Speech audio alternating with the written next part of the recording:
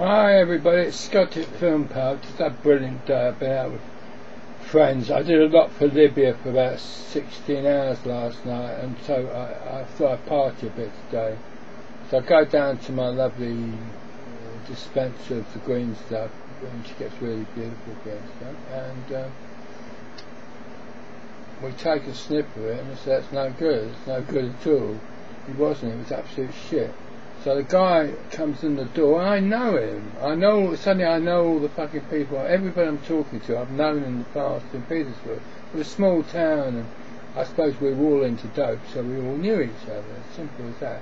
So that was nice. And then we started talking about how they could help me with the Libyan revolution, so we get all the YouTube videos out in 2 seconds flat, tube mobile it, and in one case, and direct load with another. And it's on there, you know, so we've got all the horror stories of everywhere. And also debates that have gone on of why we can't do things quickly and why we must do things. I think they've got a good scene up their backside. The minute he moves, they will bring in the no-fly zone.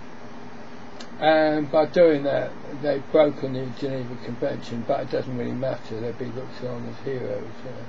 Because they acted as fast as you need to fucking act when an aircraft takes off. Otherwise you could kill 20 people that day. Maybe it's the last 20, but it wasn't as good as I needed. I wanted to know that they're going to be there in a few seconds to fuck these guys. No, but not too much, just like shoot them down, don't try not to kill the pilots. Wave to them.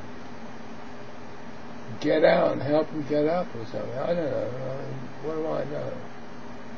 You certainly don't want to make people enemies of you. You want to make them friends. And that's what it was about tonight. Total friendship. You know, people I haven't seen in 10, 15, a few years ago, 10 minutes ago. We're all crowded into the one room because Leslie had got this friend with her, who was called Stuart, I think. And I said to Stuart, you know, do you know Russ? And yeah, of course he knew Russ. He said, oh yeah, I remember you now. Well, he didn't. I don't think he was around when I was around, but it didn't matter. But anyway, everybody mentioned, and he said, oh, we're just living across the road. So we went over, charvered up with a bit of naughty stuff, you know, and I'm not proud of doing all this, but I just like to party like fucking Keith Richards parties, you know. Just 5 or 6 of us having a fucking great time and just chilling the breeze and being happy about everything we're fucking doing, not miserable about it. If you're miserable, get out. You know, if you're not a chef, fuck off. Do something else. There's plenty of other jobs. You've got great skills as a chef. That means you've got great skills at other things, you know. Picking up a rich bird, you know. No, I don't mean that really. Sorry women, I didn't mean that. I'm not apologising here, I couldn't give a fuck. If you take offence of anything I say, well, I'm willing to apologise in 1 second, so always tell me if I've said too much, too soon. How we would dictate, you know, we're dictated by many things in this world. It's not just the president.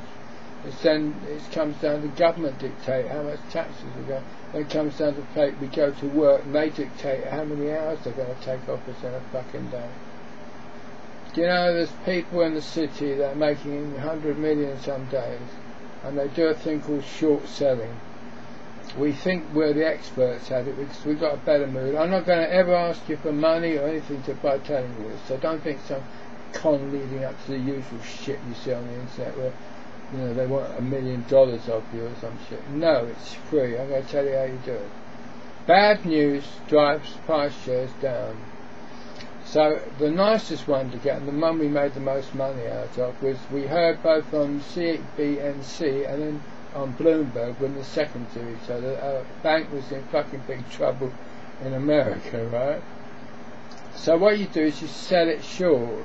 It's $1, say, for effluence, or a pound, or if you're in England, or if you're anywhere. I don't know how much your money's worth. Anyway, I don't travel much. I don't like foreigners, do we? No. Yeah, I travel every fucking minute. I do know those things, but Riyadhs and thing. I know what's in Pulse, what's in Norwegian kroners. Yeah, I know what they are. But they aren't. See, they're Euro currency now. See, I was bullshitting you. They're not those things at all. They're just the Euro. The big fucking euro that's just gone broke. You couldn't support so many poor countries. They are fucking Brassic, man. And how they make their money, God only knows. There's nobody staying there. You know what the rich cunts do? They move somewhere where the action is, you know. So it's all London and New York these days. But the Londoners are really beating the shit out of the Americans. We make more money, you know. So what you do, you wait for Bloomberg to say this, immediately sell short, that very second, if not before.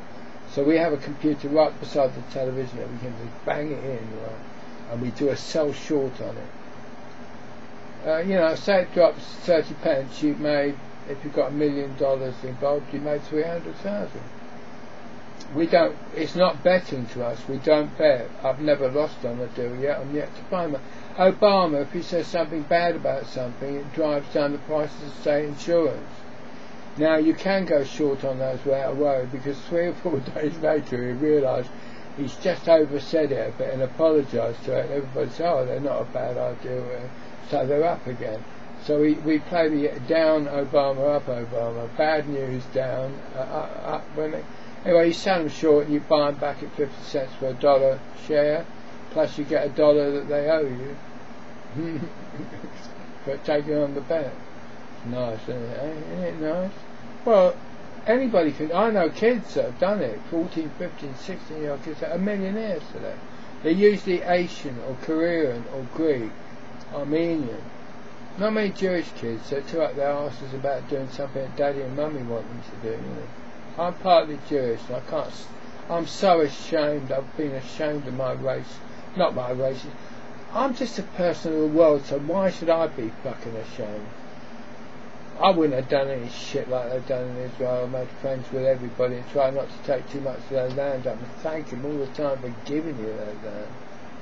I gave that fucking land to them. They got killed doing it. You don't treat people, you know, you treat people badly, and like today, that's why I call them the new Nazis. They are the new Nazis.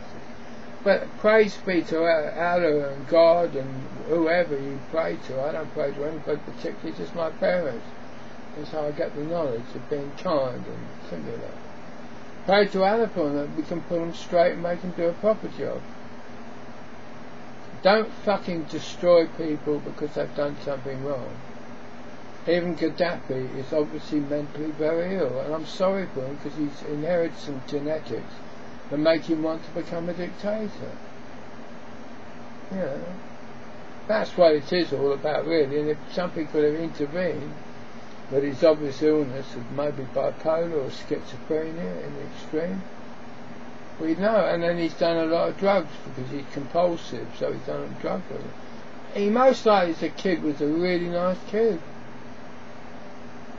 He wanted to bring his tribe together to be important. What you should do to be important is bring the world together. If I'm making complete bollocks of this, I'm sorry. I've got very nicely smashed on green. I've just had another one of my little bongs and I can't find the bong now. Is the bong on the floor? How could, do you know, man, I've lost the gear tonight. I found that, haven't I? Where is the gear?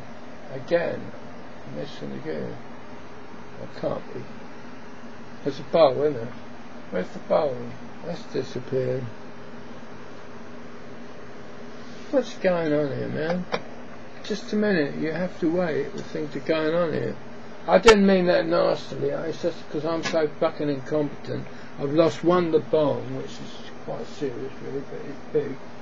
Sticks up, and I'll soon find it. Got to let the cat in.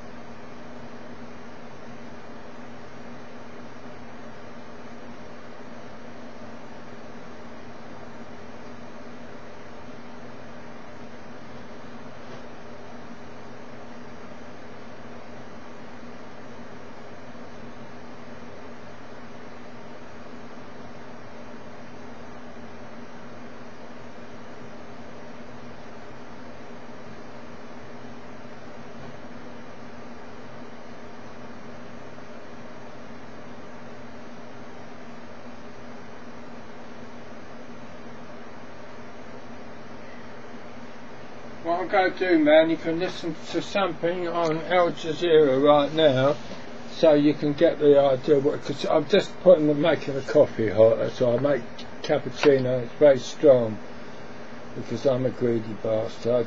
It keeps me going with lots of sugar in it. I'm not fat. I move around too much. Oh, fuck off. There's always screens come up when you least need them.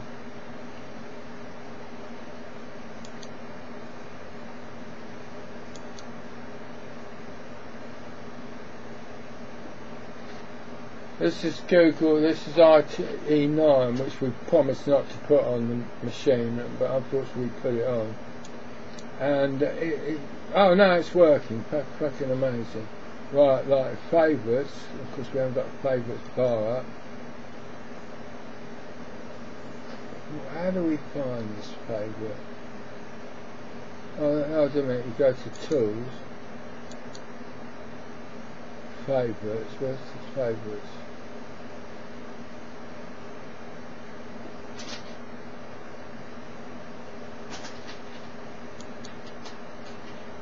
Oh, what does it matter? ALJ brings it up. Al Jazeera. I want to watch it live. So I'll go here and watch it live. Okay, you're not going to hear Al Jazeera as it's talking to you. Only be about 2 minutes. I've got something amazing to say to you. I hope it's amazing. Don't believe anything I say. Check me out for one. I'm on 34 million hits on Google, my name. Checkpoints around the city. This is Libya uprising. But remain cut off from their supporters in the east. There is concern Colonel Gaddafi could block food and medicine supplies here, but the spokesperson of the Zawiya resistance says they're ready to take the fight to him. We feel we are in a good situation and we are ready to attack Gaddafi in Tripoli. They now depict their leader of 41 years as an animal. There's no indication of when this rebel army might attack. Dan Nolan, Al Jazeera. Well, since Libya erupted in fighting, there have been loud calls for a no-fly zone to help stop the Gaddafi air attacks on protesters. But now world leaders seem to be backtracking the U.S. military official Mike Mullen says it would be extraordinarily complex and NATO is not in agreement. Russia's foreign minister Sergei Lavrov is ruling out the idea as well, and Britain's Guardian newspaper reports that Prime Minister David Cameron is being warned away from the idea by military advisors. Let's get the view from the U.S. From John Terry in Washington. There's a noticeable difference in tone between what Secretary of State Hillary Clinton has been saying about the possibility of a no-fly zone and what the Defense Secretary Robert Gates has been saying about such a no-fly zone at the Pentagon. I think it's fair to say that giving testimony on Capitol Hill on Tuesday morning, Secretary Clinton was fairly adamant that a no-fly zone was in the works with the help of the international community. But by the time we got to the Pentagon on Tuesday afternoon, Robert Gates was sounding a very different note, suggesting that a no-fly zone would be extraordinarily complex to set up, that there's no consensus within NATO or the United Nations for such a no-fly zone, and that there's no provision within Security Council Resolution 1970 passed last Saturday for any kind of military intervention in Libya. At the same time, the Russian foreign minister, the French, the Chinese, all of whom have vetoes in the Security Council, plus the Italians and the NATO Secretary General have been suggesting that they don't want a no-fly zone, and this just at the time when the Libyans on the ground in the country are expecting one. I think the White House is very well aware that there is a sense within the international community that they don't want to be sucked in to any kind of conflict like they were in Iraq and Afghanistan, and that the 800-pound gorilla in the room is that the world wants America's help in Libya, but not boots on the ground. Well, Libyans are posting more amateur video as the crisis continues, helping to paint. Okay, folks, I'm back and I'm listening to it because it's pretty important in my world. South of Tripoli, the footage apparently shows anti-government protesters chanting, "The people demand the fall of the regime." It also shows a man. Okay, for your use tonight, I'm going to put a film number up. Ziltan, east of the capital. The images appear to show anti-government. Our website is www. Both clips were apparently shot on Sunday, Full but stop. we can't say for certain. Film Power, which is spelled. I'll turn this fucking thing down, otherwise you can't hear it. It can't be independently verified, but appears to show fighters captured in Ziltan, filmed on Monday. The reports of hired guns coming from. Okay, let's start again. My telephone number in England is 01730 891383. You'll speak to one of the team first and they will tell me it's a good person on the phone and someone's got some ideas, would need funding or whatever.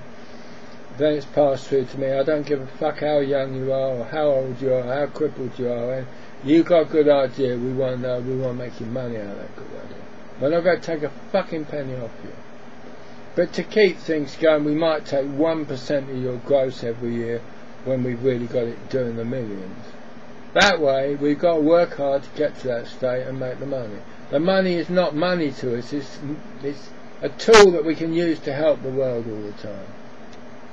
We're the biggest corporation in the world, most likely now, we're certainly over Microsoft and people like that. Yeah, delusions of grandeur. Well, we've always been very quiet about things. I mean, we've been going since 1957. If there'd been an internet for all that time, we would have been fucking top of the league, film power. It used to be called Shat Morrison, then it was called Shat Noon Morrison, then it was called Noon Shat. I don't know why, we had a row with Morris. Not a row. We tried to, he didn't sometimes understand how being cool was nice. If he fucked up on something, he wouldn't admit it, so he never got put right sometimes.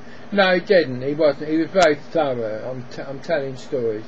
A wonderful guy, and managed Pink Floyd, along with Steve O'Rourke. So if you look it up on the internet, it'll be Steve O'Rourke is the manager, and I suppose Mark Brian Morrison is the bank manager, you know, behind the scenes. We were the bank managers of the music industry.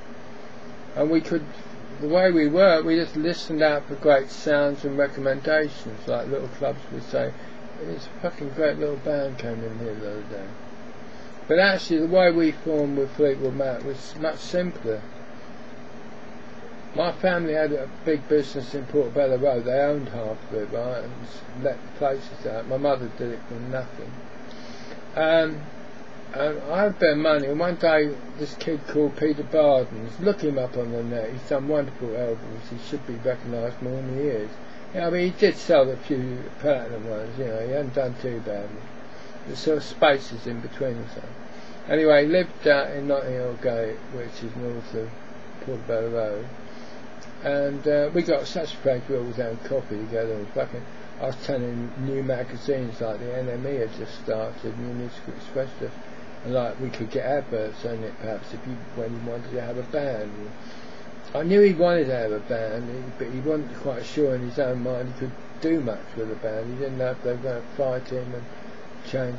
So I said, no, don't do it that way. We'll just go out and meet people that you like.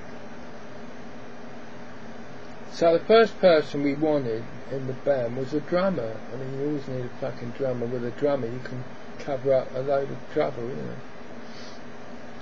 And we went out one morning out the front of his door place. We heard something banging very hard in the shed, like a stable muse shed at the end, right? So Pete thought it was trouble, so he sort of electrocuted himself or something. So we went over, banged on the door, and said, "You alright?" And there was no answer. So Mick was so stoned drumming that we sort of fucked his life out completely by banging on the door, right? Anyway, of course he became great friends of ours because he knew what drumming meant to be. You have to be strong, physically strong to do it easily. You have to be quite large. He's 6'7". That's quite a nice, you know, it's a fuck up in real life. It's not nice to be extraordinarily large, or maybe extraordinarily small. Yes, I could handle that. I wouldn't mind to be very small. I could handle that, but to be long, you're so blowing in the wind. I should know I'm 6'2", and I don't like that. About 5'8", really. I like to be down with the women. Not on them, I didn't say that. I love women. They are the joy to your life, aren't they, women? I mean, if you get it right. If you get it wrong, don't always blame yourself. You're just not a good picker. This is gorgeous, this gear. It's just fucking Jamaican best. It's beautiful. I'm sorry anybody out there hasn't got a slip tonight. It must be. I wonder what the fuck I'm going on about.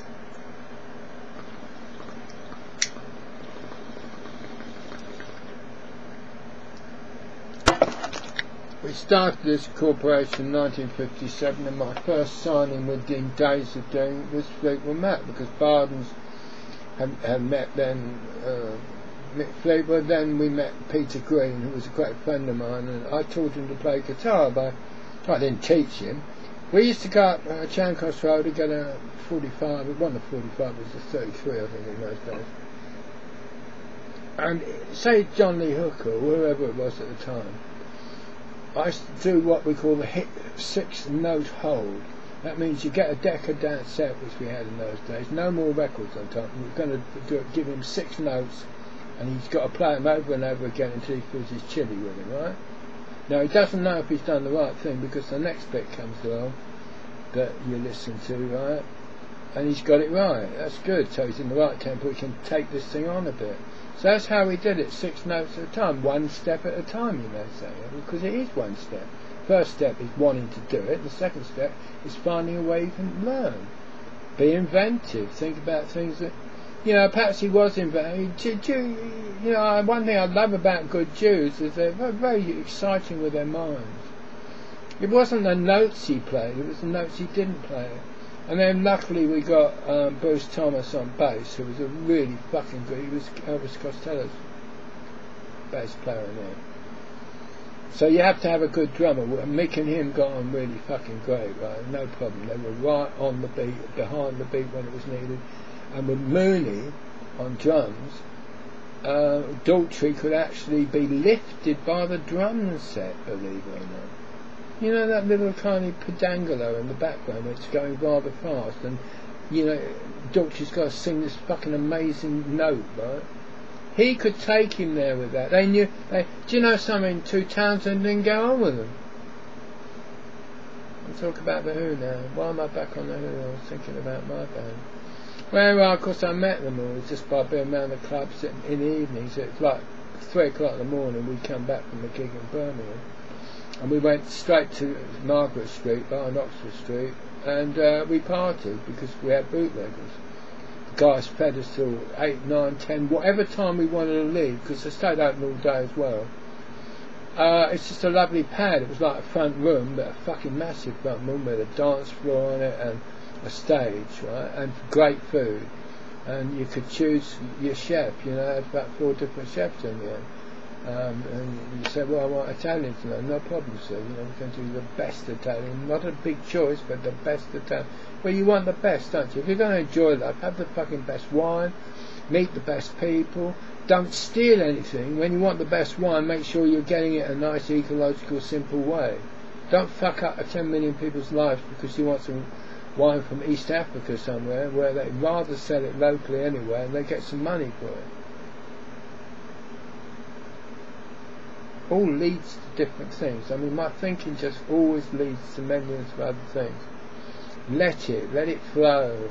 That's how Brian Cox has learnt so much about science, and he's a great teacher because he makes it fucking simple. I mean, there's a hell of a lot to learn about quantum physics, but when you're given a start like that, it's obvious what comes next. You work it out for yourself.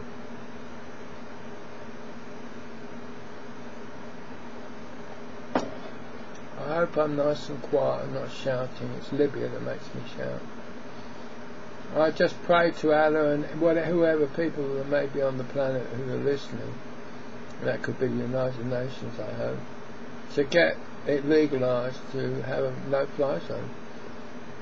And don't hurt Gaddafi, don't bomb him to death, he'd be a hero. Help him, take him to a mental home and sort him out. Maybe he'd come back a really nice person.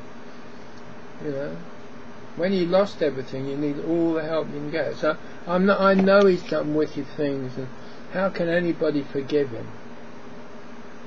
Well, that's the great thing in life. You just got to give forgiveness. Yeah, I gave forgiveness to the Jews, to the Germans after the war pretty quickly. I knew it wasn't them that had done it, or maybe it was, and they just got led along, or maybe they were complete cunts. But I found most people, especially young people and newborn people, were really smart and nice.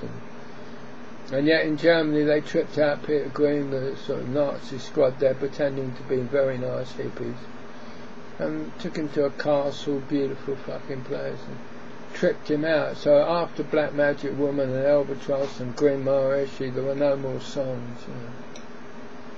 I'm rambling because I want you to know me as Rambling Jack Shat, S-C-H-A-T-T, Rambling Jack. That's my name.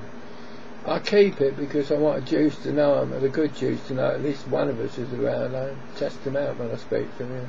What do you think about Israel? They're doing a wonderful thing there, and they go, what, you fucking me? Right, you're with me. That's the end of that conversation. And we got inventive ideas to make it happen, like playing football together, going to school together. We got schools. It's all come out of the money of people's pockets. I will help anybody, a Muslim, a Greek, there's nobody I won't help. Why should I fucking... They're all human beings, aren't they? Let's treat the animals with a bit more human being. I don't want anybody to start smashing up laboratories and all that shit. Just expose them with fucking video and shit. That stops them getting any more power. We could well live without eating anything that lives. Plants are an exception, I think. Otherwise, what the fuck will we live on? And the biggest problem we really got today is population. 2015, it'll be 9 billion people on the planet. Doesn't sound a lot, but I mean it was only 3 billion a few years ago. So we're looking after twice as many people. No, not twice as many. 2 more layers of people that we were never looking after before. Some of them don't get any aid, and what happens to those poor motherfuckers? They starve.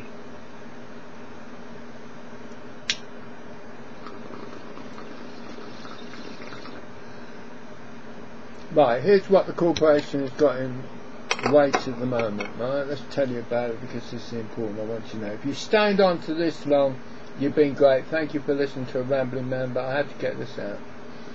Right, we've got Lexa the film. It's about a deaf, dumb, and blind girl who gets out of her poverty and disability to come and take out over the world with a peaceful revolution. We wrote about it 8 years ago, and just, you know, just what happens all the time. It's written the story of the film for us, what was going on. Because we showed her way she could fuck governments with just a trick of a finger on the internet, or a little nasty word here and a little bit of false information to a New York newspaper, which is actually true, but you found out about it and you exposed it. You know, Gaddafi has killed 45 people today. You know, by his different means, in his prisons, on his streets, in their homes, you know, every way possible.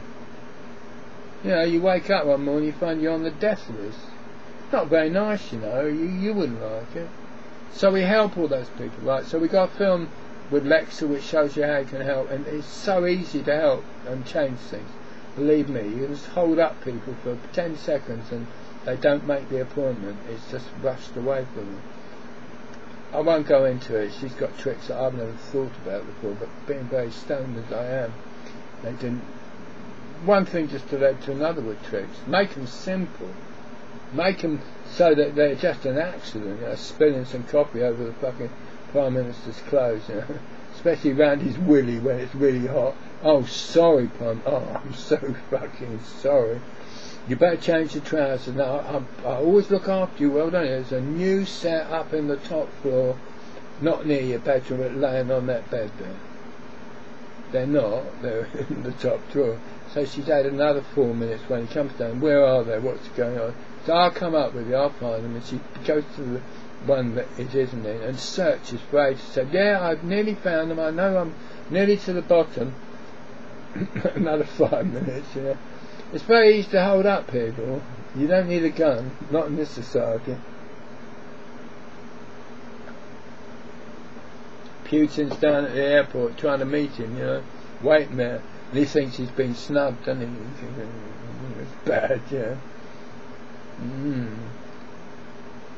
What caused that, I wonder? Well, it's nobody. It's the People's Army that's caused it. That's who's caused it, right? What you got to do, you got to make one side have to apologise to the other, because it's now going to be public knowledge what happened in that situation, right? And by apologising, perhaps he means it. He is apologising for being late, you know. Not that it matters in our lives. Being late is one of those things that happens quite a lot. I don't care. It doesn't mind me. I've always got enough in store, so as long as I'm not out of smoke, I'm fine. I shouldn't be putting this forward as a way of life, but I'm not. It's for me, not for anybody else, maybe. But just the last thing I'm going to say, I gave you a telephone number. If you want to get to me directly, it will be filtered at some point when we're getting 140,000 emails. We might get something that is an answer at least. Somebody will give you an answer in the company. S for sugar, S for chat, S for Scott. Okay, just S. One S. At Film Power, which is spelled film, the movies, go to the movies, go to the films, F-I-L-M, Prisoner of War, P-O-W, all one word, no spaces, F-I-L-M-P-O-W, F-I-L-M-P-O-W. Sure you got it by now. .com. That's it. Just go there and we'll tell you exactly what to do. If our websites are properly out. The Libyans do take them down every 2 or 3 days. We're in the cloud. We were told that the cloud was absolutely perfect for this situation. Guess what? They've hacked the cloud. How the fuck they've done it? They found out where each cloud is linked to by looking at it. I don't know. Some fucking shit. Clever shit. Couldn't be broken, they said. It's been broken. Bye cloud. No, cloud will be alright. They'll find a way of stopping the cunts getting in.